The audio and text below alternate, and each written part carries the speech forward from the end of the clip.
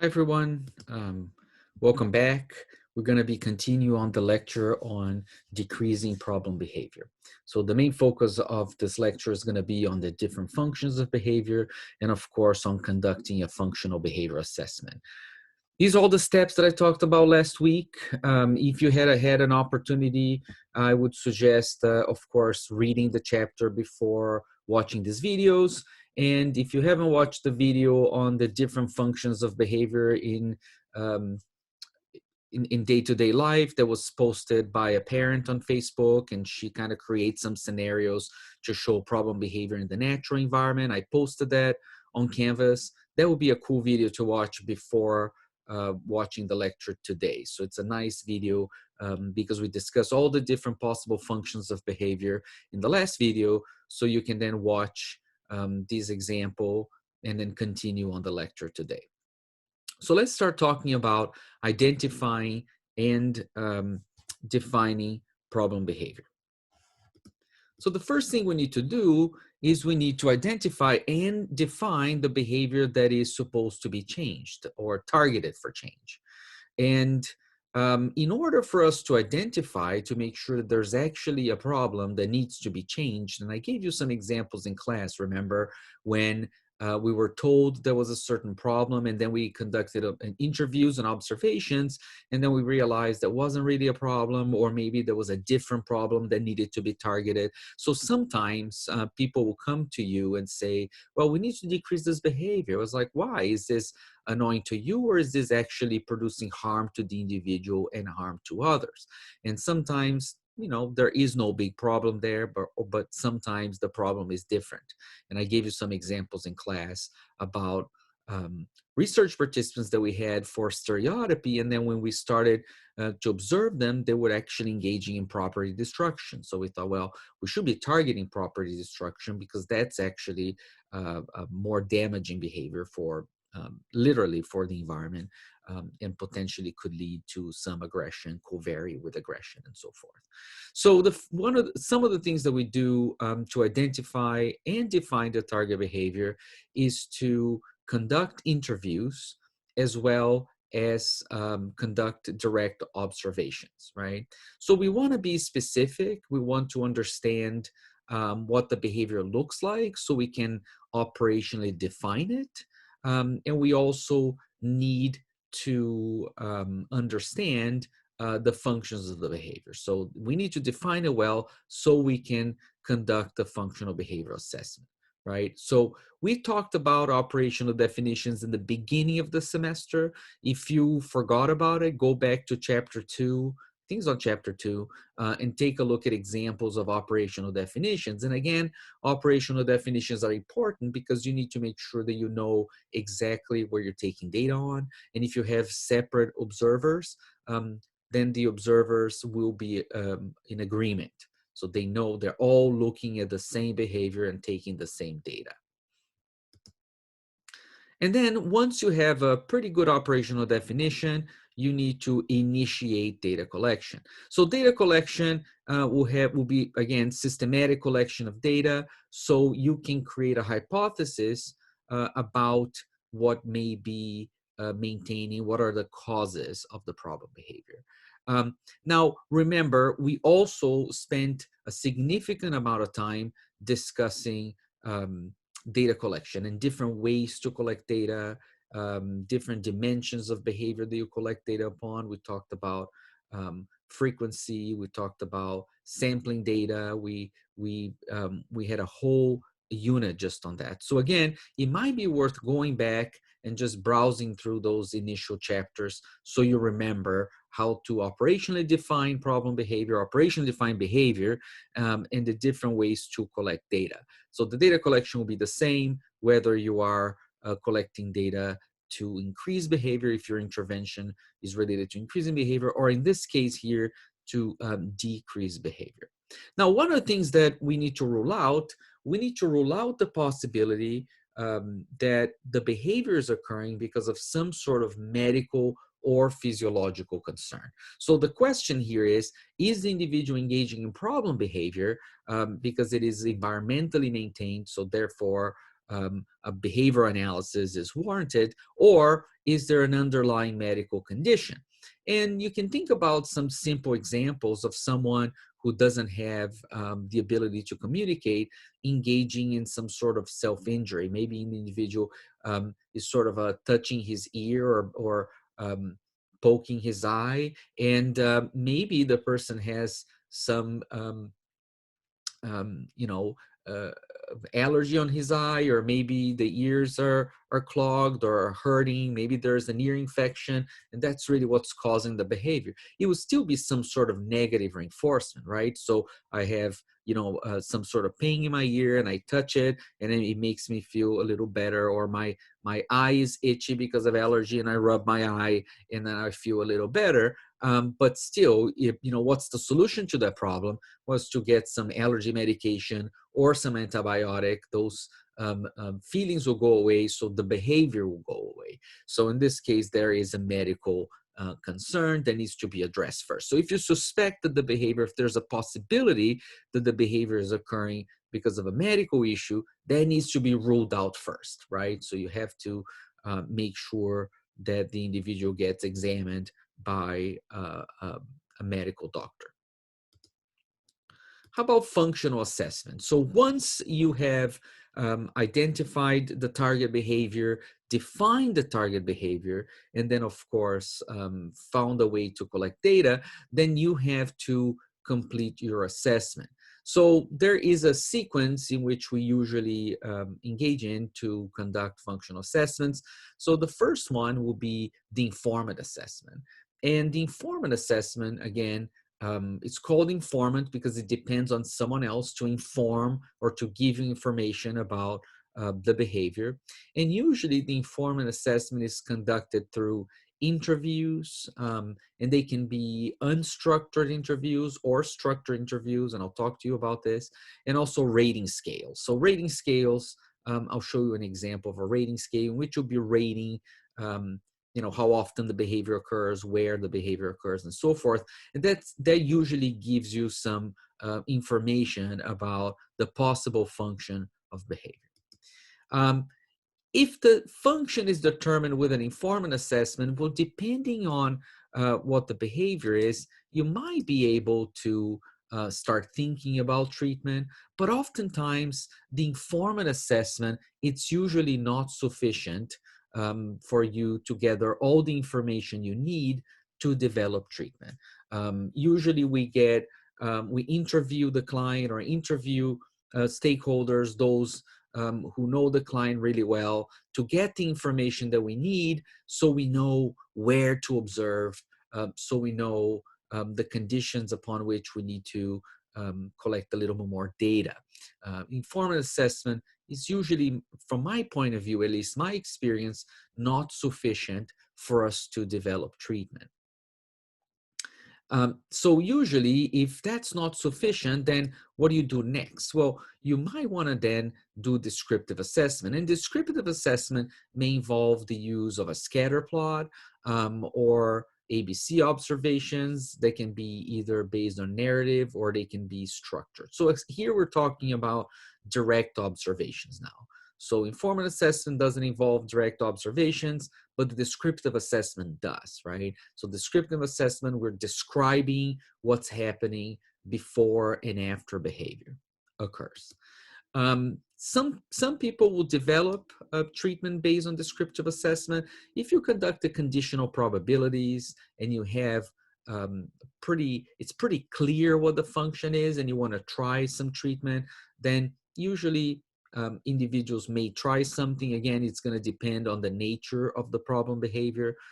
If it's a problem behavior, that it might be okay for you to try something here. If it's a mild behavior and you say, well, our descriptive assessment suggests that the behavior is occurring for attention, maybe we can just put the behavior under extinction and then teach an alternative behavior. But if, again, it's a mild behavior that if you're not quite right on the function, it's not going to be very problematic. Maybe, tantruming or something mild that is not that damaging, then you might want to just design the treatment based on descriptive assessment. But if you're talking about dangerous behaviors, you need to be certain what the function of the behavior is before you determine what treatment you're going to be used, because if you're wrong, that could be quite detrimental to the individual or others. So if you're thinking about self-injury or aggression, you don't really want to have an incorrect, you don't want to have the wrong hypothesis about the function of the behavior and then develop an incorrect treatment that could make things much worse. So of course, if you can determine the function, if it's not quite clear, or if you want a little bit more information about the function, if you need to be certain, then the next step would be to conduct an experimental functional analysis. Now, the informant assessment and the descriptive assessment can give you hypotheses about, you can make some inferences about the functions of the behavior, but it's not until you do an experimental functional analysis that you can actually identify a functional relation between problem behavior and environmental variables. And why is it that you're making inferences on number 1 and 2? Because it's not until you manipulate the environment and find out what happens with behavior, then you can establish a functional relationship between behavior and environment. And you only do that, you do this manipulation in the experimental functional analysis. That's why it's called experimental, because you're actually conducting a mini experiment, right? You're changing the environment somehow and seeing how that affects behavior.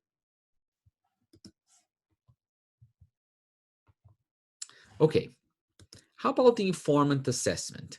The informant assessment, as I mentioned earlier, involves informants, caregivers, parents, teachers, and staff members. Anyone who can give you information about the problem behavior can be interviewed.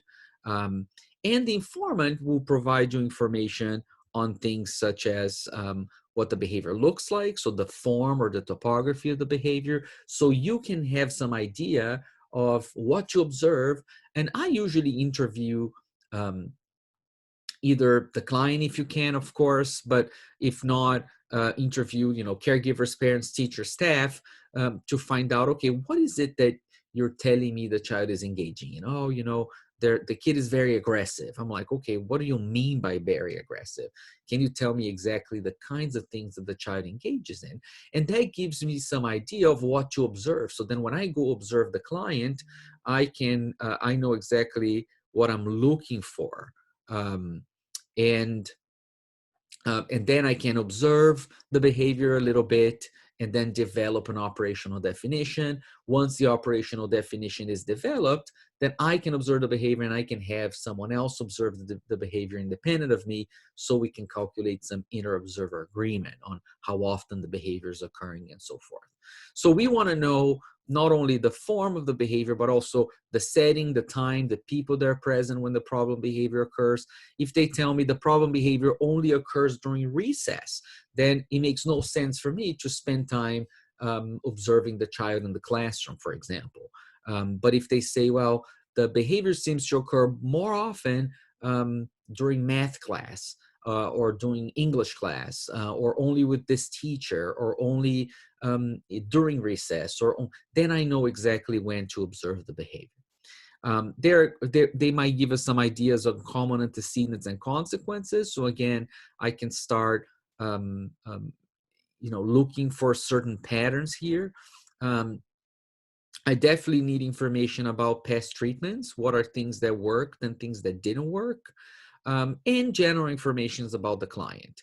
Again, that might give me an opportunity to rule out any medical issue, right? I mean, maybe I have to say, well, I'm not the person for you. You should probably send the kid to a doctor first to do an examination. So health, sleep, because all of those things could serve as motivating operations that could change how the client would behave. Now, of course, there's a lot of interpersonal skills that should be present during the interview. Of course, I'm not going to go through these, but it's very important that you acquire interview skills in a way. Like, there are ways in which you can gather the information. And sometimes if individuals do not have very good skills in interviewing, it may be best that they use a more structured assessment. They can just ask specific questions or use some sort of a rating scale, because they might not know exactly the kinds of questions that they want to ask. Now, this will be an example of a more structured informant assessment. That's the functional analysis screening tool. So as you can see, there are some specific questions that might lead to an idea or some inferences about the possible function of the behavior. So see question 1, does the child usually engage in problem behavior when she's being ignored or when the caregivers are paying attention to someone else? If you haven't figured out yet, that question is really trying to get into whether or not the behavior could be potentially maintained by attention. So, well, if the problem behavior occurs when the kid is being ignored or when the caregivers are doing something else, then it might be that the problem behavior is occurring so the child can produce some attention, right? So attention is not happening. That's a motivating operation that should increase attention as a reinforcer and then evoke problem behavior, because problem behavior is what has produced attention in the past, right? Look at question 2. Does the child usually engage in problem behavior when requests for preferred activities are denied or when these items are taken away? So that's, again, getting into the possibility that once you deny access or when you take something away, well, it increases the value of whatever it is that was taken away as a reinforcer. So the child may engage in behaviors to produce it, and maybe the problem behavior, again, is what the child has learned to engage in to produce that item or that activity.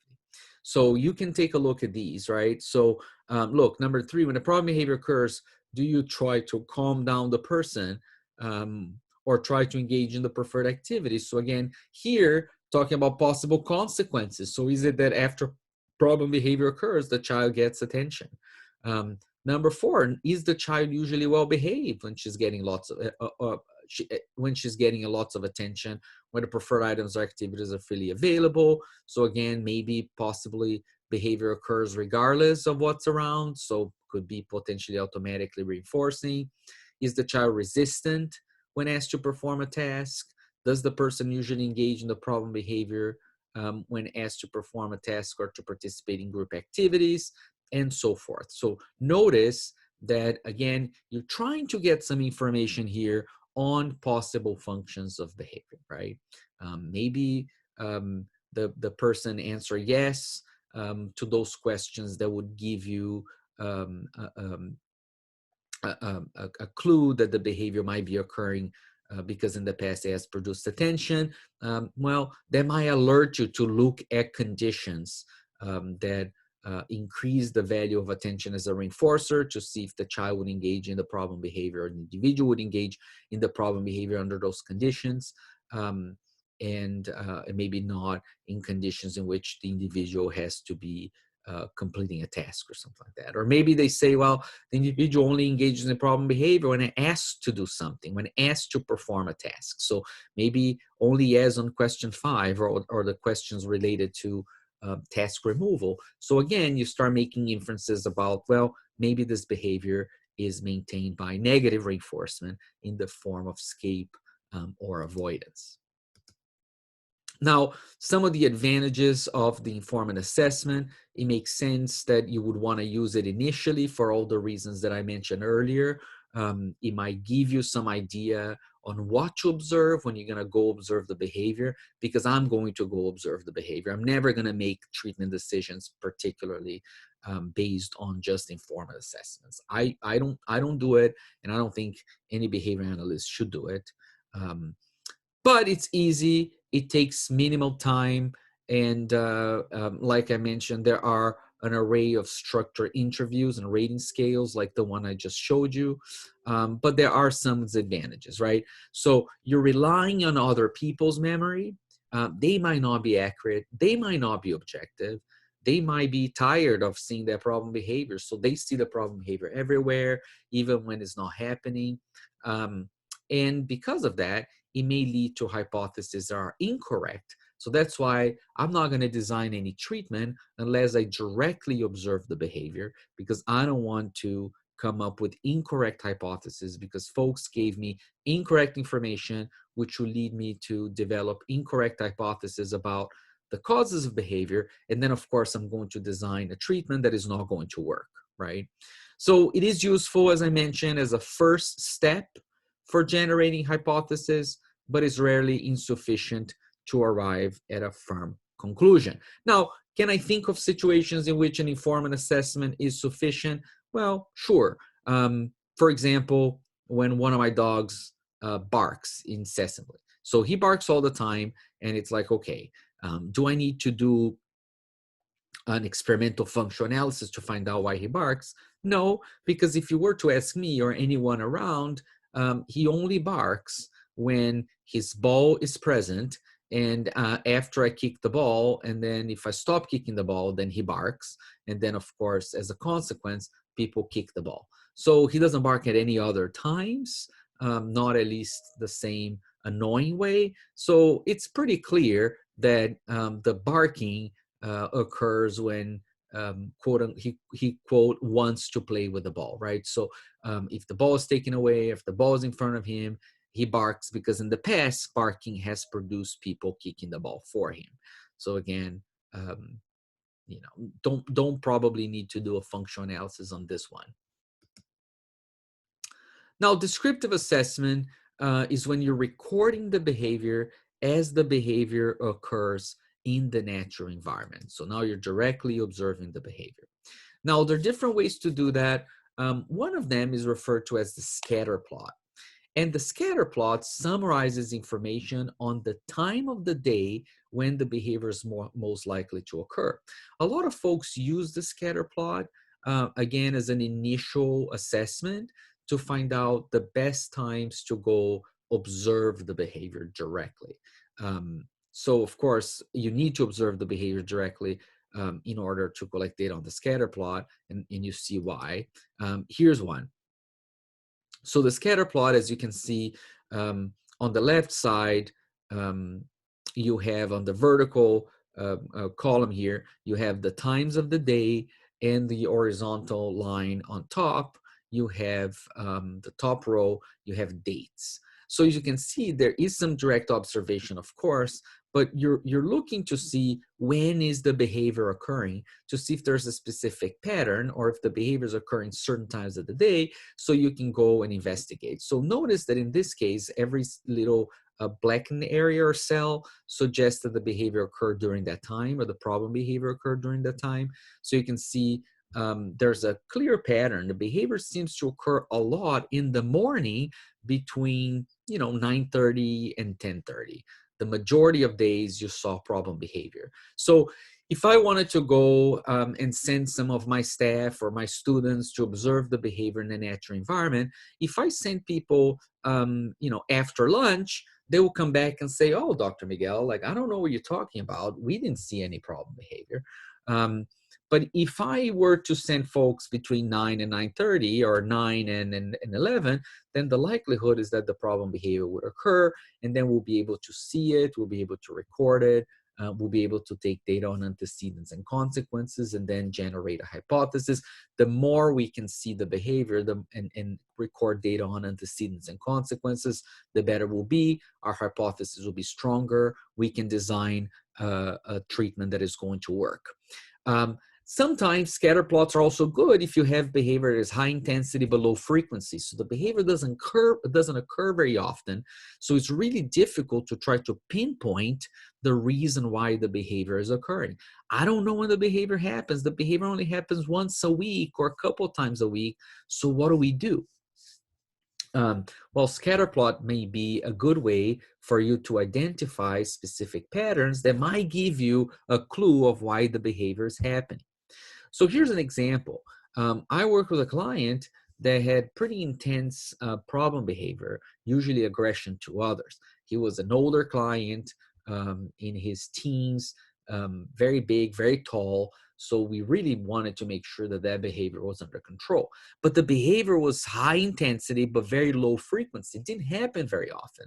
So it was really hard for us to try to understand or to understand why the behavior was occurring in the first place. So we had some data on when the behavior was occurring. So we looked at the distribution of behavior over time. So in a sense, a scatter plot. And then we realized that the behavior occurred, at different times during the week, but it was quite reliably occurring on Wednesday, usually around 10 to 11. And we were like, okay, every Wednesday this behavior seems to occur in the morning. And then we spent some time trying to understand why the behavior was occurring Wednesday morning. And it just happened that this individual attended the school where they always had the same meal on Wednesday. So the meals were the same. So he essentially, we figured out that he was engaging the problem behavior because when he engaged in the problem behavior, he wouldn't the problem behavior was so intense that we would be dealing with trying to manage the problem behavior, and he would skip lunch and have an alternative meal. So he was actually engaging in problem behavior because that in the past had produced the removal or postponement of having to eat the meal he didn't like.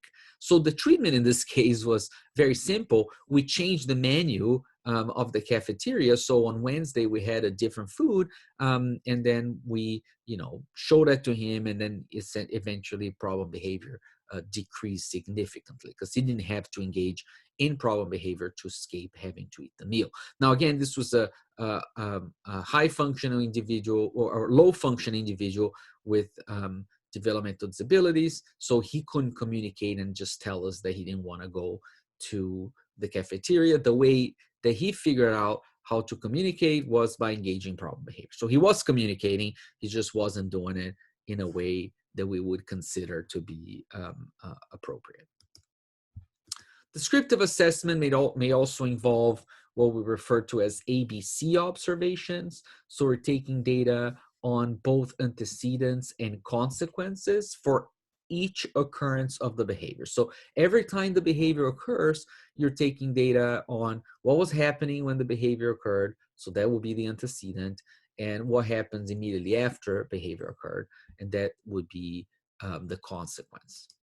This will be a narrative description. As you can see, you have the date and time on the left, and then the behaviors in the middle column, right? So here, what was done or said. So here, grabbed Pierre's arm and scratched with nails while trying to pull his arm down.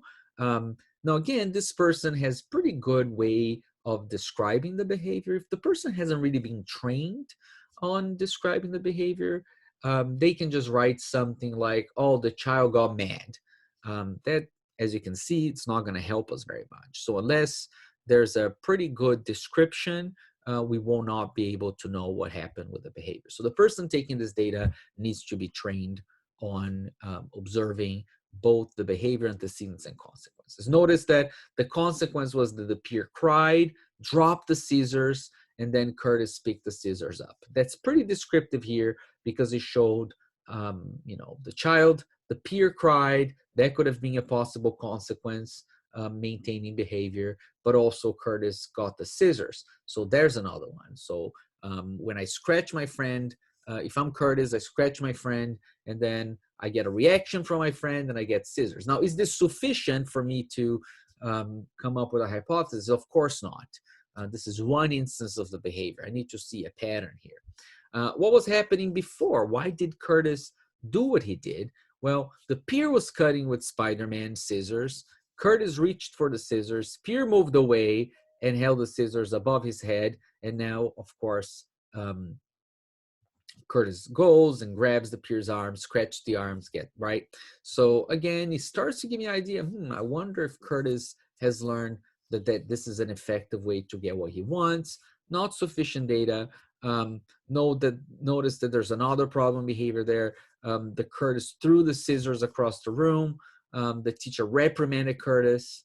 So again, you're getting some sort of attention. So you could say the first row, Curtis got the item. The second row, he got some attention. You would have to take this data a little longer more instances, so you can kind of look some probabilities, right? So what's the probability that the problem behavior here is going to produce the item? Is it a high probability? So is it that 90% of the time or 90% of the observations, when Curtis engaged in problem behavior, he got what he wanted? Well, now you're starting to find a pattern here. Or is it that, again, at 80% of the probabilities, or 80% of the time in which Curtis engaged in problem behavior was preceded by Curtis being denied something he wanted. So again, you're starting to get some patterns here. You don't take this data forever. I see a lot of clinicians, a lot of behavior analysts that take narrative ABC data all the time. So they have piles and piles of ABC data. And the question is, well, why are you collecting this? You only need sufficient data so you can look at these probabilities, this sort of percentage of time in which the behavior produced this, percentage of time in which the behavior preceded that, so you can start looking to see if there's some patterns or there's some probabilities in terms of the conditions upon which are present when the behavior occurs. And that might lead you to a hypothesis about the function of the behavior so you can develop a treatment. This is a more structured observation. So it's a structured checklist, as you can see. And in this case, the things that you're supposed to be observing have already been written on the data sheet. So it requires less precision. Because again, if the person is not very precise, like for example, if here the teacher, whoever's observing the behavior, writes in the antecedent, Curtis was frustrated. Well, that doesn't give me any information. What do you mean by he was frustrated? I need to know exactly what happened. Is it that he got denied what he wanted? Is it that someone presented a task to Curtis? Notice that those two antecedents are very different. One may tell me that Curtis's behavior may be maintained by tangible or something that he produces, some positive reinforcement. But if Curtis was told to do something, then then he engages in problem behavior, that's going to tell me that maybe Curtis's problem behavior is maintained by negative reinforcement. So the description of the antecedent is important. Just saying Curtis was frustrated doesn't tell me anything, because not getting what he wants could make him frustrated, and also being presented with a difficult task may get him frustrated. So frustration it's nothing, it's a feeling, and that is produced by something. I need to know what is it that is producing that feeling. And of course, the same thing is producing his problem behavior. I need to understand that. Okay. This is the structure checklist. So again, no need for the person doesn't have to be as well trained in describing behaviors, because the behaviors, the antecedents and the consequences are already described. So notice here, first row at 8:55, notice that, let's say it was Curtis again, he was instructed to work and his activity got interrupted. Then he yelled some obscenities, and then what happened after he was instructed to continue to work? So the consequence here seemed to have been extinction. Now, again, he was instructed to work at 8:58, and then he yelled again. He threw some objects, and then he got reprimanded by the teacher and was instructed to continue working. Now he's getting some attention. And notice that there's a lot of attention. If you look at this column here on the attention reprimanded by the teacher, Curtis gets a lot of reprimands by the teacher. He's also getting a lot of nothingness here and some random consequences. A lot of his problem behaviors also occurring when he's alone. So you start wondering, okay, which behaviors are occurring when he's alone? It seems that when he's alone, there's a lot of calling out. And nothing happens when he calls out. So it might be that this behavior could potentially be a function of automatic reinforcement. So again, you can do some calculations using a structured checklist as well. Now, this data sheet should probably not sufficient, just this data. You probably would have to collect data for a few days to start seeing some patterns. The advantages of the descriptive assessment is that it's way more objective than those indirect methods, right? But of course, some of the disadvantages that is time consuming. As I mentioned, it required trained observers, and the data are only correlational in the sense that you can say when problem behavior occurs. Also, you have attention being delivered. So there seems to be a correlation between high levels of attention and high levels of the problem behavior. So I'm making a hypothesis here or inference that problem behavior is maintained by attention. But again, it's correlational. It could be that, they're not really related. Then finally, you have the experimental functional analysis. And I did post some videos with some modified experimental functional analysis, and I'll tell you a little bit about what they look like, what the traditional experimental functional analysis looks like. So then you can watch the videos that I post that have some modified or customized conditions for the functional analysis. Now, a functional analysis or an experimental, so usually when we talk about functional assessment, we're talking about all these procedures that I described to assess behavior. But usually when we use the term functional analysis, we're referring specifically to the experimental functional analysis, which is this experimental manipulation of antecedents and consequences to evoke the behavior, to see what are the conditions that will get the behavior going. So can I simulate what happens in the natural environment and see if I can get the behavior to increase, if I can turn the behavior on and turn the behavior off. And if I can, then I know what are the conditions necessary to turn the behavior on. And those are probably the conditions in the natural environment that are turning the behavior on, that are getting the person to engage in the problem behavior. Now, in 1982, the standard functional analysis or experimental functional analysis method was developed.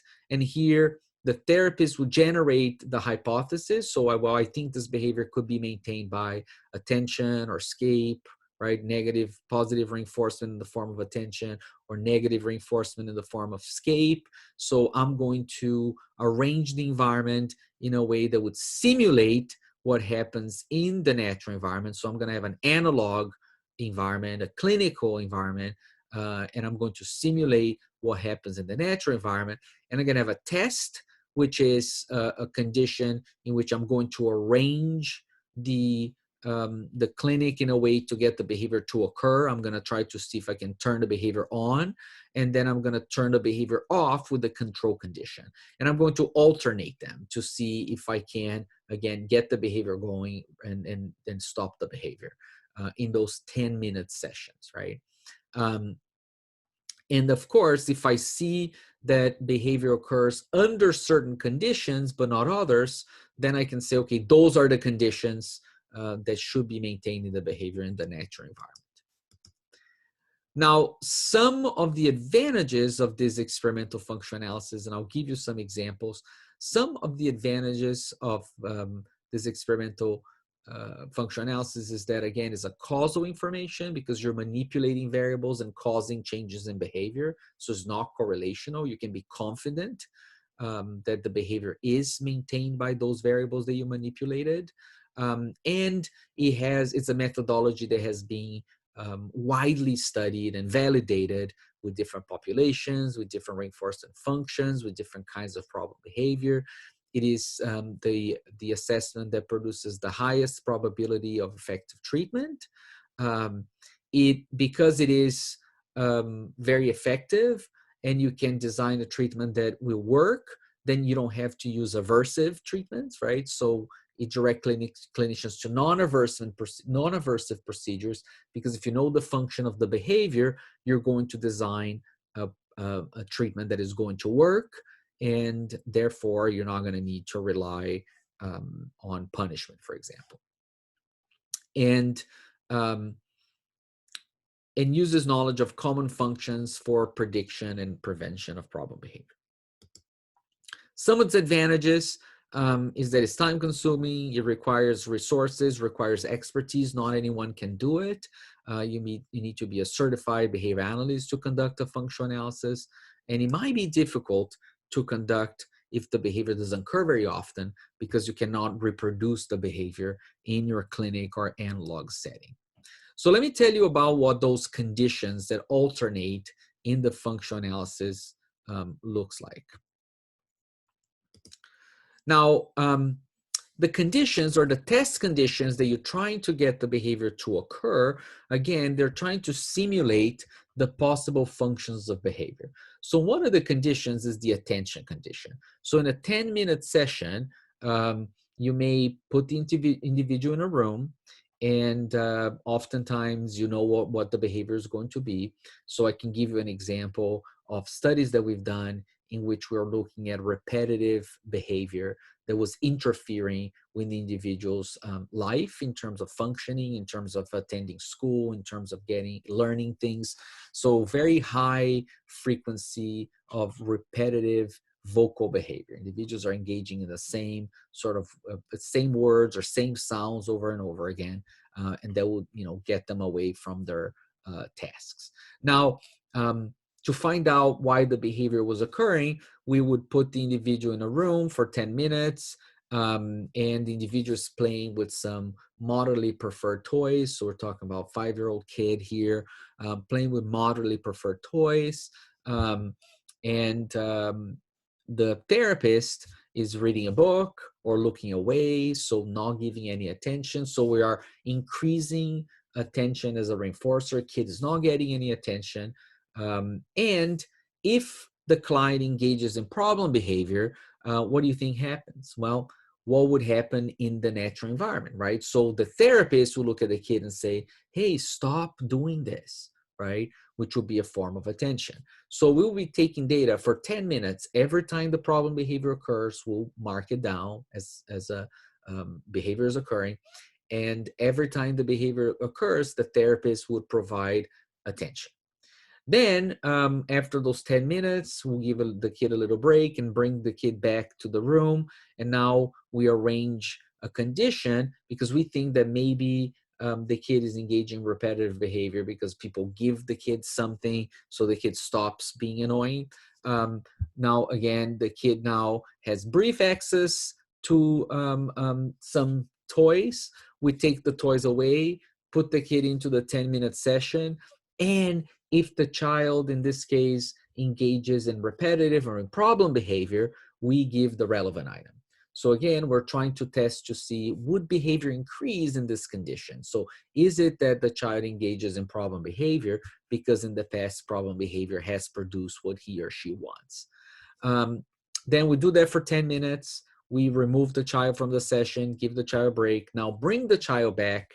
And then the arrangement is such that we're trying to test to see, is the problem behavior occurring because in the past, problem behavior has produced the removal of tasks. So in this case, we would place the kid put the kid in a room, place some demands. So it was like, hey, do you want to tie your shoe? Or can you do this puzzle for me? Or can you, write your name down?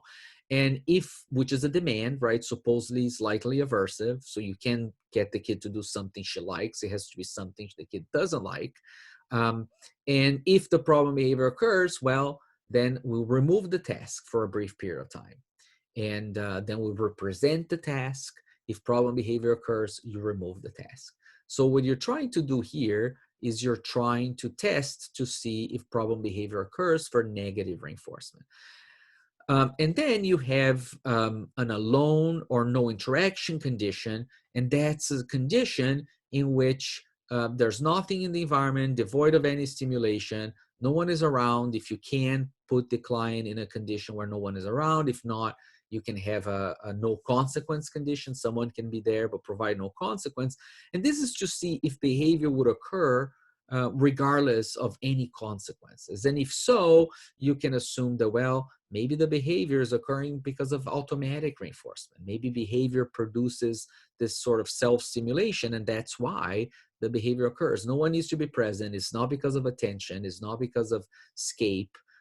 It's not because the child gets something she wants, is the behavior would occur regardless, right?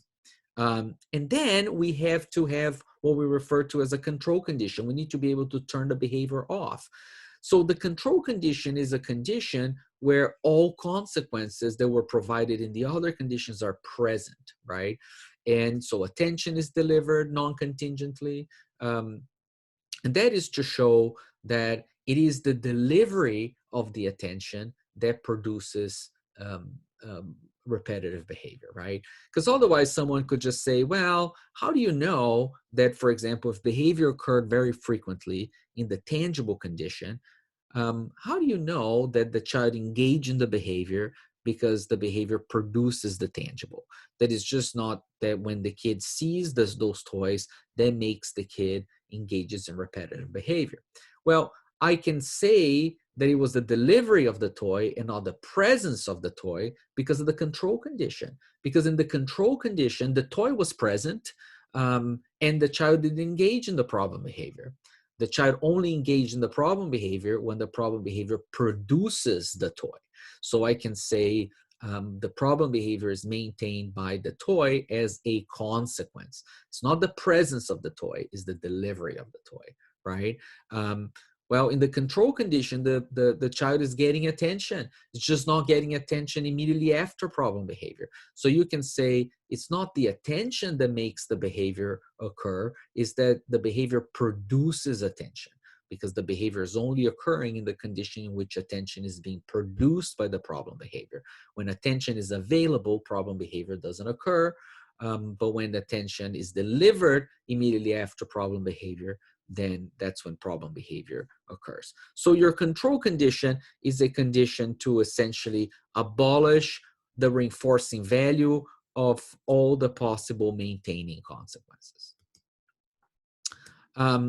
So the number of hypotheses that you have equals the number of test conditions. So here, in this case, we have the attention, the tangible, the escape, and the alone, because our hypothesis was that behavior could be producing attention.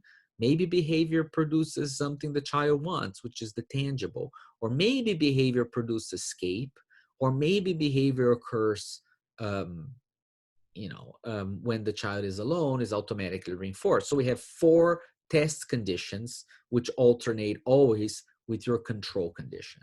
So that's why we have 4 conditions here. The sessions are brief, they're 10 minutes long. There is a brief variations of the traditional functional analysis. The brief functional analysis suggests that you can have 5-minute testing sessions, and the results are pretty good with 5-minute sessions. So they're equivalent to 10 minutes. So a lot of people just do 5 minutes. You have this multi-element design. We talked about these already prior when we talked about research designs, but essentially you're testing different conditions. You're comparing different conditions, the rate of response under those different conditions. So you're rapidly alternating sessions of those different test conditions and control. And then, of course, you're analyzing the data by looking for an increase in problem behavior compared to the control condition. Now, it's important to know that in general, we can conduct 4 to 8 10-minute sessions per visit, leaving us to complete the entire analysis in about a week, depending, of course, the access that you have to the client. So this is kind of quick, actually. And again, since we're rapidly alternating the conditions, sometimes we use some sort of ways for the participant to discriminate which condition is in place. So I might have a different color t-shirt in the attention condition from the escape condition and so forth. So the participant discriminates that, okay, this is the condition in which when I engage in problem behavior, I'm going to get what I want. And this is the condition that if I engage in problem behavior, something's going to take away, and that gets the behavior going a little faster.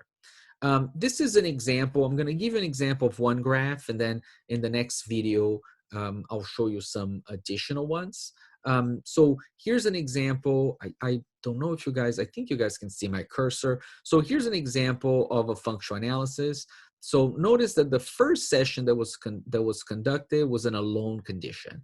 So problem behavior, the individual was placed in a room no one was around, and they were just measuring to see if problem behavior would occur when no one was around. As you can see, the problem behavior didn't occur when no one was around.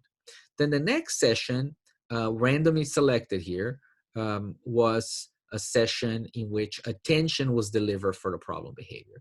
So you see individuals put in a room, experimenter or the therapist is not doing anything.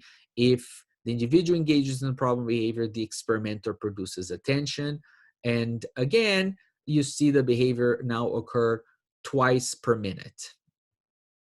Now, the next session is a play, so it's the control condition. So now attention is being delivered non-contingently and toys are available. The behavior shouldn't be occurring in this condition. It does a little bit, right? So you have about 1 response per minute. Then the fourth condition, or the fourth test, is a demand. So now a demand is being presented, a task is being presented. If problem behavior occurs, the task is removed. Now notice that problem behavior occurs about 9 times per minute here. So this is a one cycle, right? All conditions were presented once. You don't really have a pattern yet because you only have one data point per condition. So you need to repeat the cycle. Now, repeating the cycle, you start seeing similar results, right? So the results didn't change that much. You see no behavior during the alone condition. You see some behavior during the attention. Interestingly, you see some behavior in the control condition, and you see way more behavior in the demand condition. Less time, but still more problem behavior in the demand condition as compared to the other conditions. And you're really comparing it to the control condition here. Now you replicated a second time. So you did it once, you replicated, then you replicated again, and very similar patterns. The trends is very stable responding, right? As you can see, behavior never occurs during alone. You see some behavior at around 2 to 3 responses per minute in the attention condition. The behavior went down a little in the control again, but stay around the same range. And notice that you saw a little bit of problem behavior, a little bit more of problem behavior during the demand condition. And then another replication, and you get exact same results. Now you can be pretty confident. You have pretty good stability. The behavior is occurring during the demand condition more often than it is occurring in any of the other conditions. And you can be pretty confident here that this behavior is likely maintained by negative reinforcement in the form of escape. You present a demand, problem behavior occurs because in the past, problem behavior has produced the removal of the demand, and you have proven that in your experiment, in your experimental functional analysis. And then you can now design a treatment that addresses this demand or this escape function or negative reinforcement function. I'm going to give you some more examples of functional analysis in the next video. We reach our time here. My suggestion is that if you have time, look at some of the videos that I posted. Although the videos that I posted, the test conditions are not the same as these ones. They're not attention, demand, alone, and play, because those problem behaviors, the therapists hypothesized different functions or different consequences that could be maintained. So they customized, they changed the assessment to sort of test for the hypothesis that they had. Those are 2 training videos that I posted that were developed by our graduate students. So they're hypothetical, right? They're fake, they're not real clients, but you can see they define the problem behavior. They tell you what they hypothesize could be maintaining the problem behavior in the natural environment, and then they customized those testing conditions to assess those specific functions. Okay, so we'll talk more about this on Friday. Hope everyone is well, and I'll see you guys soon. By the way, please, no one is, I don't have any students here, right? So I'm not getting any feedback. I don't know if you guys are understanding the lectures, or are enjoying those video lectures, are hating those video lectures. So please shoot me a note, send me an email, give me some feedback. I certainly hope that I'm not wasting all my time making these videos and then no one is watching. I think next Friday, what I'll do is I'll have a little, you know, um, say a few things or during the lecture and ask you guys to report back and to in the middle of the lecture to see if you guys are paying attention. Maybe I'll mention the name of something I like to eat, or maybe I'll mention a band that a rock band that I've been listening to, and then I can ask you guys later on the exam just to see if you guys are paying attention or watching the lectures even. But anyway, all right, guys. Have a nice day, and I'll see you guys again on Friday.